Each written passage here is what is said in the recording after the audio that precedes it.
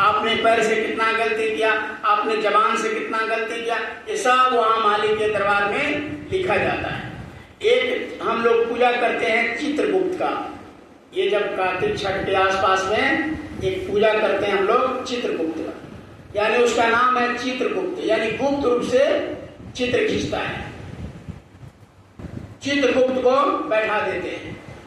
ये काल भगवान जिसका ये देश है, ये नहीं चाहते हैं कि कोई साधना करे, कोई सुमरन करे, कोई भजन करे, कोई अच्छा कर्म करे। क्यों?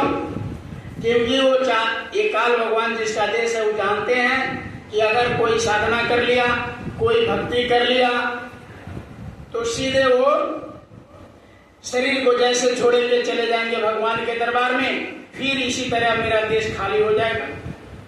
तो इसलिए वो जब आप अच्छे कर्म करने चलेंगे तो बहुत विघ्न बाधा आएगा।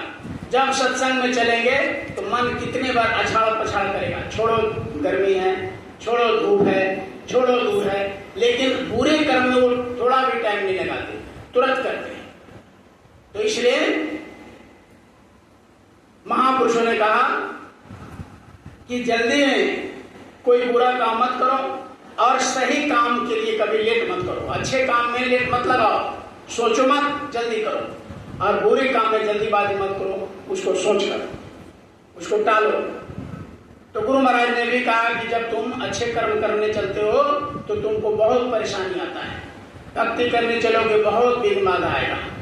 अब देखिए आप, रक्षाबंधन है, आदब डेढ़ से करते थे, लेकिन अब क्या हो गया, अब घर बेटी हो गया, अब सब पूजा पाठ त्योहार मनोरंजन हो गया, अब सब खाओ बनाओ बस हो गया। पहले लोग इसका अर्थ समझते थे, विद्वान पंडित इसके बारे में समझाते थे, कथा प्रवचन करते थे, तो लोगों में प्रेम था, श्रद्धा था और भगवान से डर था, अदब था।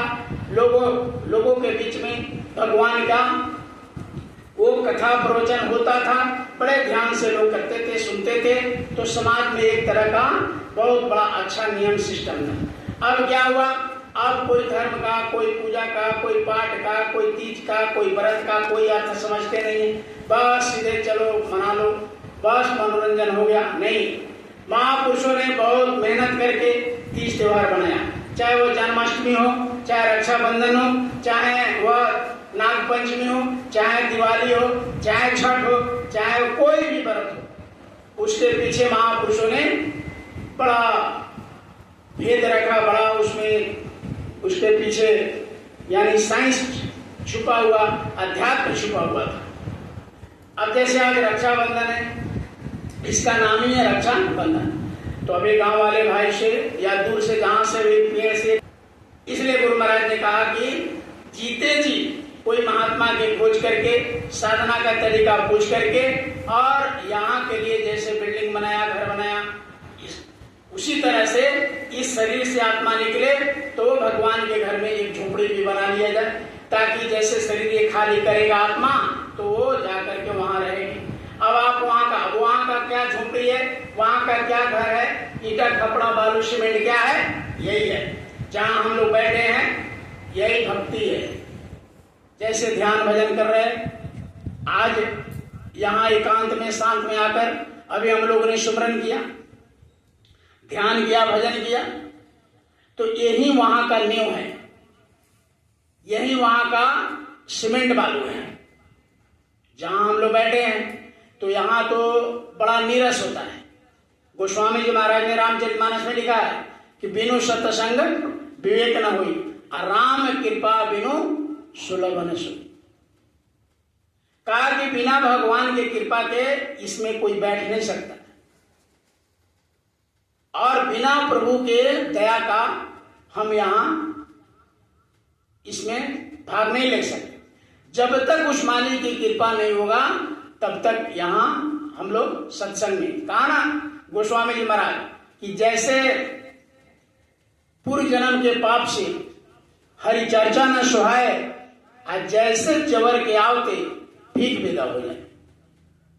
यानी किसी को बुखार चढ़ जाता है तो उनको मिश्री भी खिलाइए, चीनी भी खिलाइए, मीठा भी खिलाइए, तो उनको कैसा लगता है, वो मीठा भी कड़वा लगता है, चीनी भी कड़वा लगता है, जब बुखार चढ़ जाता है तब खा के देखिए, मीठा भी तीखा लगता है, तीता लगता है। क्यों?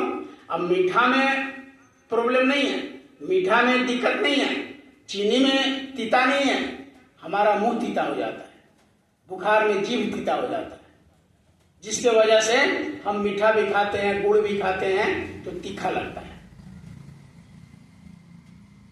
उसी तरीके से जैसे अगर पूर्व जन्म में हमने खराब कर्म किया है, बुरा कर्म किया है, अच्छा कर्म नहीं किया है, तो सत्संग अच्छा नहीं लगता है, भजन ध्यान अच्छा नहीं लगेगा, भगवान का चर्चा अच्छा नहीं लगेगा, वहां जाने का मन नहीं करेगा।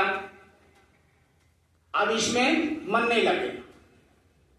लेकिन अगर इसमें मन लग रहा है, अब जैसे आप लोगों ने इतना काम छोड़ करके इतने दूर दूर से घर छोड़कर चले आए यहाँ, चलो भाई आज त्योहार है, आज तीज त्योहार है, आश्रम पर चलो बैठ करके थोड़ा वहाँ ध्यान भजन करेंगे और भगवान का चर्चा होगा, परमात्मा का याद करेंगे, तो ये बहुत बड़ी कृपा है गुरु महाराज का, साधारण नहीं है। ये बहुत बड़ी, आज घना घोर कलयुग में भगवान को याद करना, सत्संग में बैठना, ये मालिक की बहुत बड़ी कृपा है। उनके बिना कृपा का नहीं हो सकता, क्योंकि आज इस कलयुग में किसी के पास समय नहीं, घर पे बैठकर बहुत गपशप में हंसी मजाक में उड़ा देंगे, लेकिन सत्संग में आज माहौल ही नहीं है। क्यों नहीं है? क्योंकि पहले बचपन में छोटे में बच्चे को हर गांव में, जितने भी गांव है आप पता लगा लीजिएगा, आज से 20 साल 25 साल 30 साल पहले कोई ऐसा गांव नहीं है जहां पर बैठ के लोग भगवान का चर्चा नहीं करता। पहले इतना पढ़े लिखे लोग नहीं थे,